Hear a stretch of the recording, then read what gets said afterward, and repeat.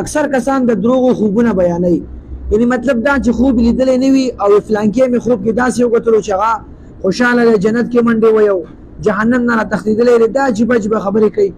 او چا چې خوب نه وي کتلی او هغه وایي چې یاره ما داسې خوب کتلی دی، تعبیر به صحیح. دا خلکو ته وایم چې چا خوب نه وي کتلی او دروغ بیانوي. حدیث شریف کې راځي، ترمذي دا حدیث نقل کړی دی. عبدالله ابن عباس رضی الله تعالی فرمایي چې رسول صلی الله علیه وسلم فرمایي چې د دروغ خوب بیان کو نو د قیامت په ورځ به دغه انسان له د جوارو 2 دانې ورکړلی شي چې دا غوټه کا. نو زما محترم جوار خو ستار نه چې دی به غوټه کوي، د لپاره دا عذاب دی. هغه پور به د انسان نه خلاصېږي د دغه عمل له څوک چې غوټه ورکړي نه.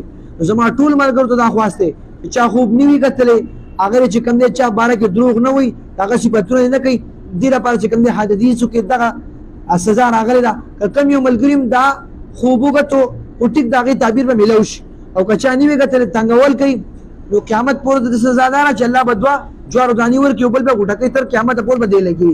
الله سبحانه وتعالی دې وکړي چې موږ تاسو په دین باندې صحیح ځان پوه کړو.